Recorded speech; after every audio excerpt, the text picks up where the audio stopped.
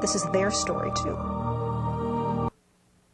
But the crowds are just something unbelievable, Lou. I've spoken to some people in the crowd, people who were here in 1927, 35 years ago, when they had that great parade for Colonel Lindbergh, and they tell me that it was nothing like this. They've got more people, more ticket takers. A shower of glory for a new American hero. Happen in this program, we're not. And after the last hurrah, a nation's right to know the full account. We have 3 examples here to prove it. Gonna roll that tape in this? No, let's just stay right with it, Bobby. Stay with it. He's recording. All right, ready to go to Cronkite. Vic, you ready, Sam? Stand by, Walter. Okay, you're on. Weather good, astronaut in good shape, tracking systems around the world. Tell Cronkite to back off. Let Powers take it from here on in. Astronaut Gordon Cooper, the man that will be at the controls of the spacecraft in the U.S. 6th attempt at manned spaceflight, was awakened this morning at 2:50 a.m. What you're about to see is a demonstration in action of an open society and a free press.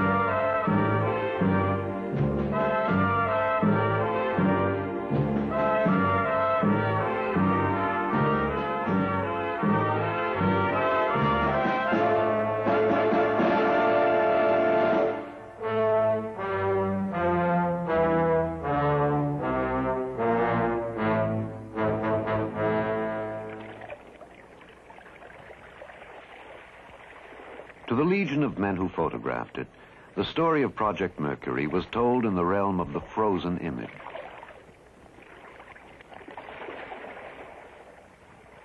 The story began in Washington at a press conference in 1959.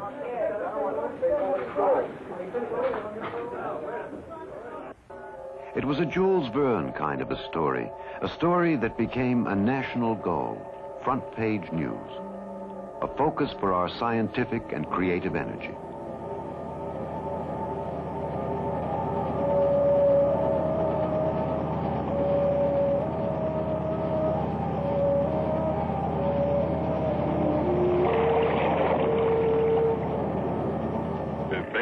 The Cape became one of the prized datelines in journalism. Signifying the capsule number. On the concrete square itself, the pad of downrange from the Cape, south of Bermuda, the recovery forces stood ready. Which is one ingredient of the fuel. Most of the preliminary work has been done here by now. We await the arrival of astronaut Shepard. Radio and television carried the event as it happened. This is Freedom 7. The fuel is go. 1.2 G. Cabin at 14 psi. Oxygen is go. For depth and interpretation, there was the printed page. We had time to pause, to wonder at this new age. What would it bring?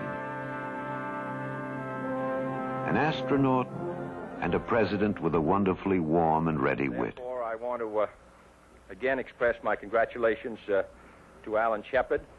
We're very proud of him, and I speak on behalf of the Vice President, who is chairman of our Space Council and who bears great responsibilities in this field, the members of the House and Senate Space Committee who are with us today, and this decoration, which is going from the ground up here.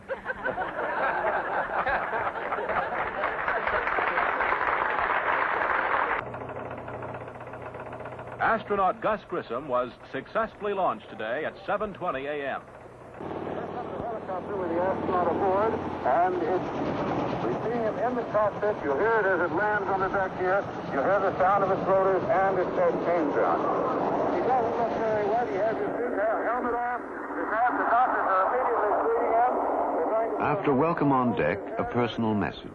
Really proud of you, and I must say you did a wonderful job. Later, Grissom's report to the press. You probably already heard, getting the capstan out of the water, he couldn't lift it. He ran into an engine problem, or at least what they think now is an engine problem, and couldn't lift it free. There were 3 helicopters there. I guess actually there were 4. I don't remember seeing 3.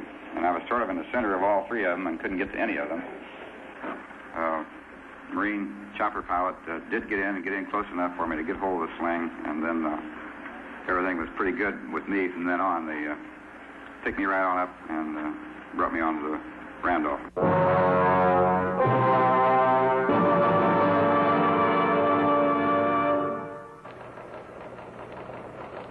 Di Cape Canaveral ini terdapat perasaan menunggu-nunggu.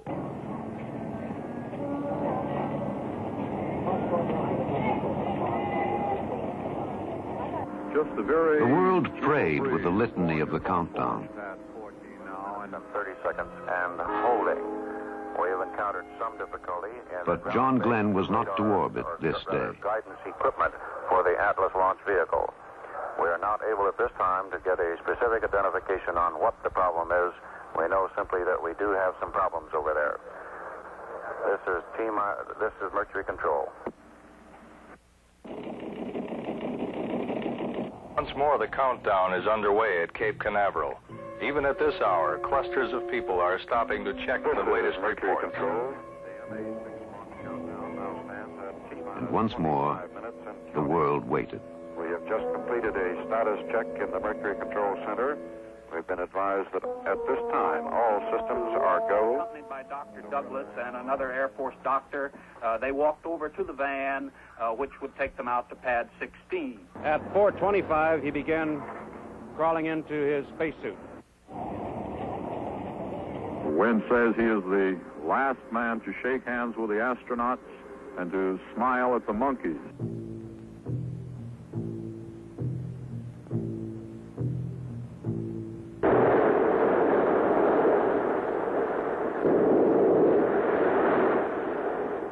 Now, around the world, all Mercury stations reported go. Let's go now to Ed Williams at the press site. Over 500 newsmen here on the scene today to cover this.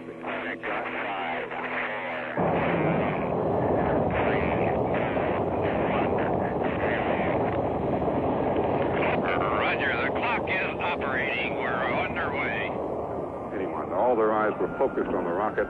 They were excited. They've been here many weeks waiting for this because of the delays, but when it came, it was exactly as everyone had planned. It was an exciting thing to watch, and this is the way they felt. And they're reporting it right now. Special equipment has been installed here at the press site for them to tell their story to the world, to their own newspapers, and for some radio stations from Latin America that are here.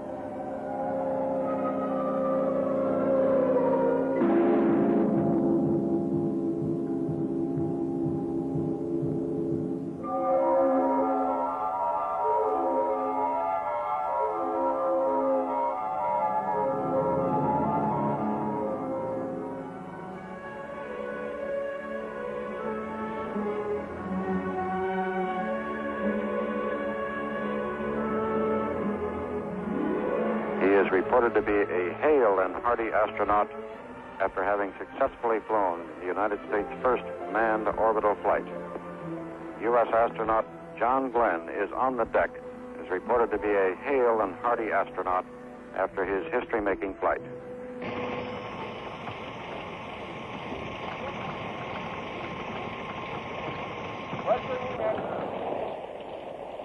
Sure, at the White House on this wet and chilly day in February, we haven't produced very hospitable weather for our hero, John Glenn, today. But the crowds are here. They've been waiting 2 hours now. The rain was much worse an hour ago when he arrived.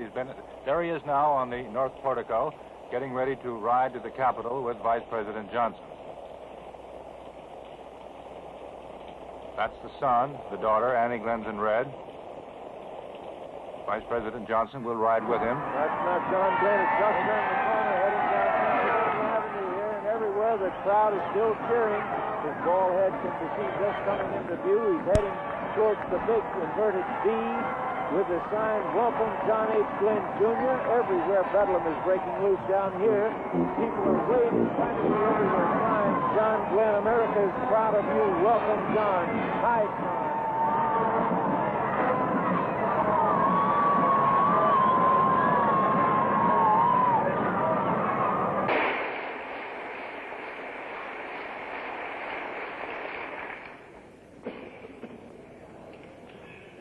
Today, I know that I seem to be standing alone on this great platform, just as I seem to be alone in the cockpit of the Friendship 7 spacecraft. But I'm not.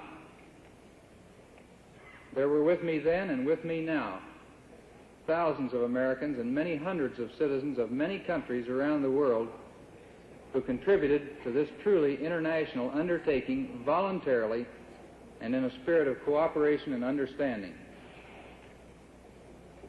On behalf of all those people, I would like to express my and their heartfelt thanks for the honors you have bestowed upon us here today. We are all proud to have been privileged to be part of this effort, to represent our country as we have. As our knowledge of this universe in which we live increases, may God grant us the wisdom and guidance to use it wisely. Thank you, friends.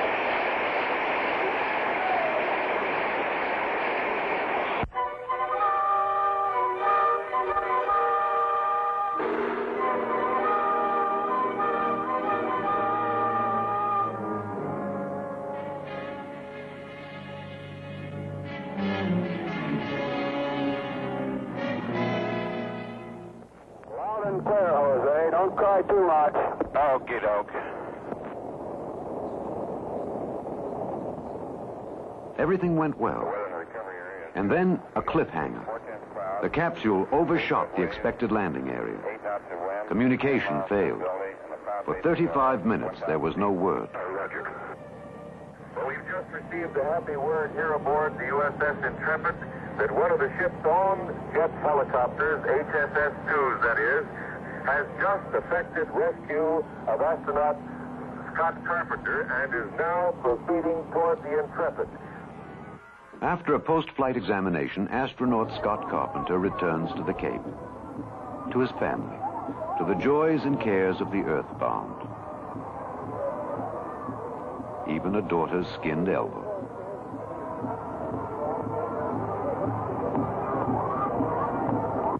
Right now, the gantry is being pulled back from the bird, and the big silver Atlas rocket will be standing right in front of us, about 1 mile in front of our Mutual Canaveral Operations Center. The gantry is slowly moving away now. Newsmen from all over the world have gathered here today to cover this, the 5th U.S. manned space flight, the 3rd orbital flight. 9, 8, 7, 6, 5, 4, 3, 2, 1, 0. Liftoff. Beautiful liftoff. Straight Eastern Standard Time. Astronaut Walter Schirra is now in his space capsule high above the Earth. The engines fired right on schedule. That bird took off just as beautifully as any flight you'd ever want to see. Report is fuel okay? Is oxygen okay? Within minutes, story and pictures were transmitted by the wire services. They appeared on page 1 of the daily newspapers of the world. Loneliness in space. Wally Schirra might have some feelings along that line if he weren't so busy now in his Sigma 7 capsule. So right now he's powered down on the 4th orbit, that is drifting flight, out of communication with Earth. One of the important tests of this particular 6-orbital flight will be the photographing of cloud covers and some of the land areas of the Earth. I haven't even looked outside. The helicopters are now directly over the spacecraft. One that is hovering is taking photographs. Practically can take them from this close. Commander Walter Schirra, the United States 5th astronaut, standing now in the window section and looking down, now looking at the top of his capsule. This is the Mercury News Center, the contact point for newsmen, staffed around the clock by NASA information officers. They get one. That's Mercury News Center. The log transcript. Here, questions are answered, interviews are arranged, news briefings, press conferences take place.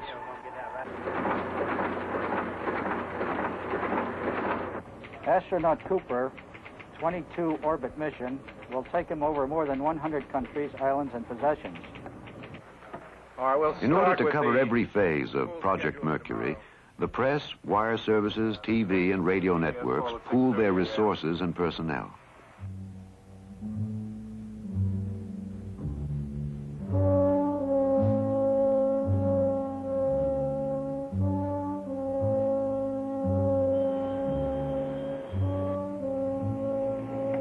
America's sixth man to venture into space, Gordon Cooper, has just left Hangar S. He's smiling at the crowd of technicians that has gathered.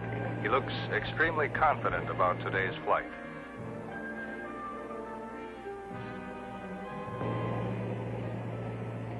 This is Ed Williams at the press side. It's a beehive of activity this morning as the big gantry was just pulled back. The thousands of reporters, hundreds of reporters here on the press side are getting ready to report. All systems are A-OK, and Gordo himself is reported as very up for the flight. To give you an idea of how Mercury Control looks at it, here's a report just received from them. The press site, about 5,000 feet from the launch area. Here, newsmen, photographers, feature and technical writers are witness to success or possible failure.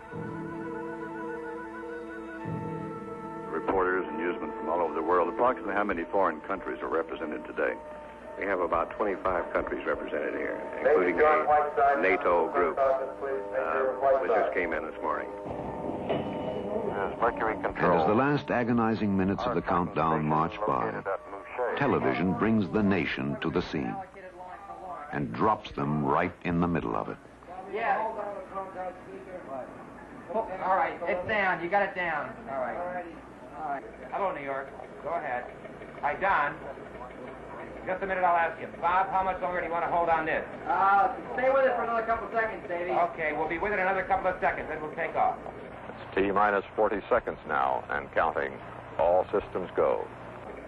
Videotape, come in. We want all of this. Hold on to it. We'll log it later. Stay with the pool. Here she goes. Right, stand by, Waller. Here she goes. But it's not going to be long. Videotape, keep going.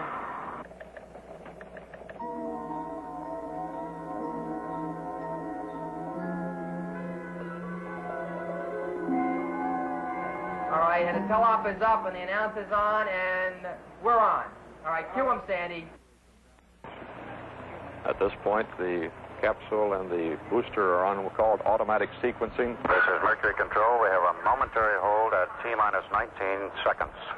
That's not an unexpected hold. It shall be picked up almost. T-minus 15 seconds and counting. 9, 8, 7, 6, 5, 4, 3, 2, 2. All right, there it goes. Beautiful takeoff. He should be getting vibration now.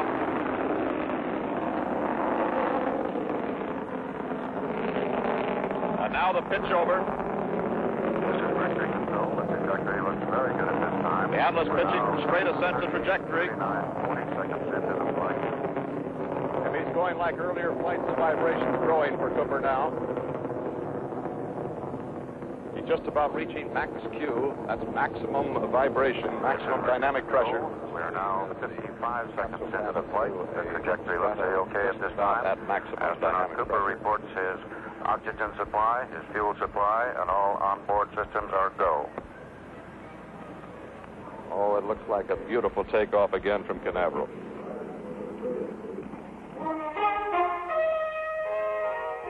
Radio keeps us right with the story as Cooper races around our planet. Presents the flight of Space 7, the 22-orbit mission of astronaut Gordon Cooper.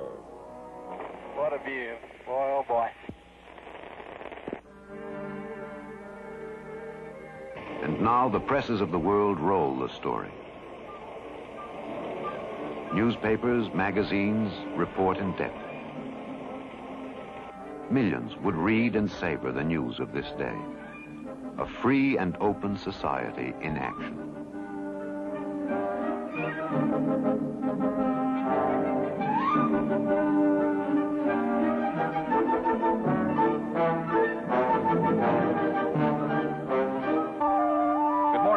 This is Charles Hughes, ABC New York, with the latest news. By radio, we were with Cooper most of the night, and we awoke early to see how his night went. It was like a grand continued story in 2 parts with 18 chapters. I wonder if you'd relay to the Cape the situation I had happen, see what they think on it. Now, the action that I have taken is to turn off my 05G switch fuse and my emergency 05G switch fuse. The atmosphere here in the Mercury Control Center is hushed, as everyone listens very carefully to make sure that the instructions get delivered and that astronaut Gordon Cooper understands them. Now, a short while ago, Ken Planick, flight manager for Project Mercury, and D. Brainerd Holmes, director of the NASA Space Agency, held a briefing for newsmen at Cape Canaveral. Moments ago, we learned of the first problem to develop in the flight. It came to light during the pass over Hawaii. John Chancellor here, Mercury Control on the air. Let's go right away. This time, that the inverters, which supply electrical power to his attitude control system, that is the automatic attitude control system, are both inoperative, both the primary and the alternate. And this means that he will have to perform the entire retro-rocket firing and re-entry operation on either fly-by-wire or on manual proportional control. Aboard the USS Kearsarge, estimate the parachute with Phase 7 hanging from it to be 3 to 4 miles away. USS Kearsarge reports the spacecraft is on the water, as Kearsarge now estimates 700 yards from the spacecraft. 700 yards. 700 yards. I'll be damned. The helicopters are circling. The swimmers, that is the underwater swimmers, are going into the water. They will have what we call the Stuhlken collar, that is that big yellow rubber ring around the base of the spacecraft.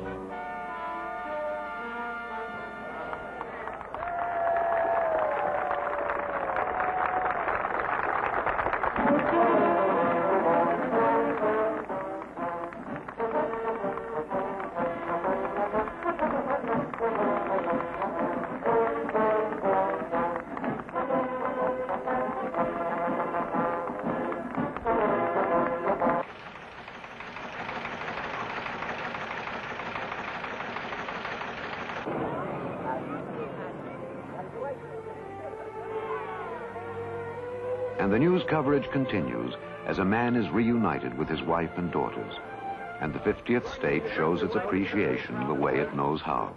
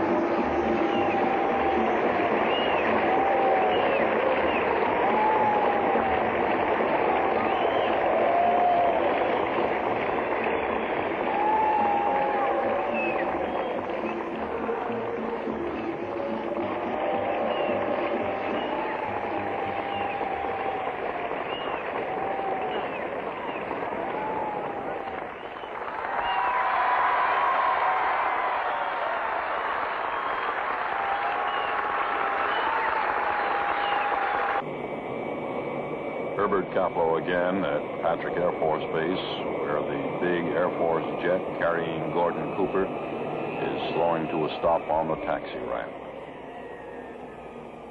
The eyes straining to catch a glimpse of the astronaut who went 22 orbits. Hundreds of people gathered behind ropes, newsmen, photographers, waiting for the moment when Gordon and his wife stepped down the ramp.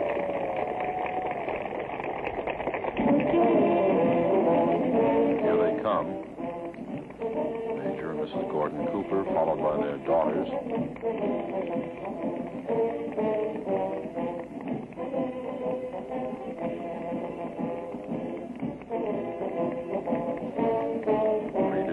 Of the ramp by the Air Force commander and other dignitaries, all as people strain to catch these moments. The astronaut himself all smiles as he goes aboard the rear seat of a convertible for the inevitable ride and acclaim, in this instance, of the people of Cocoa Beach.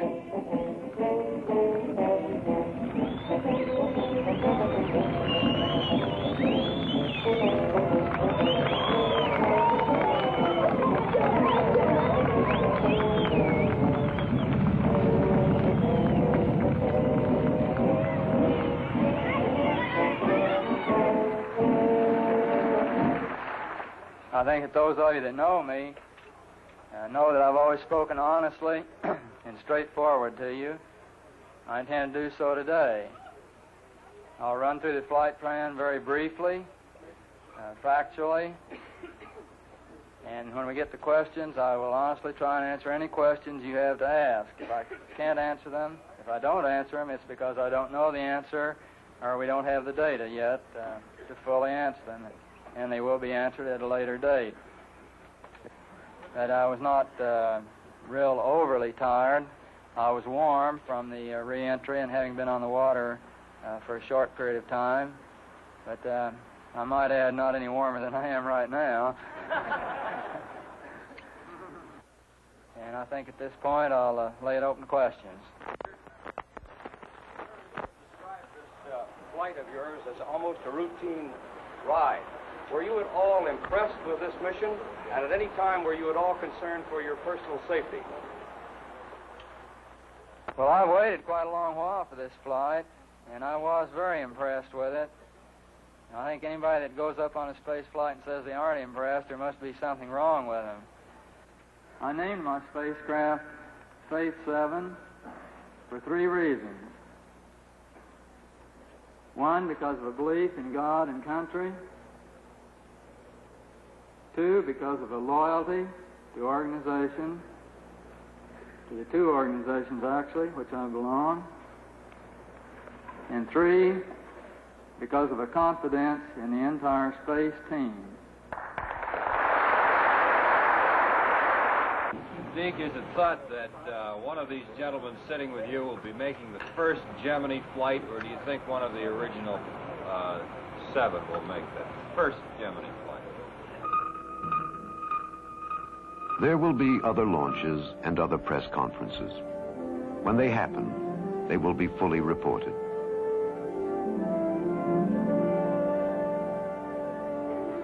Even now, the gantries of Gemini stand ready. When men once again ride an American spacecraft into orbit, at the mercy of God and thousands of technicians, the world once more will be there.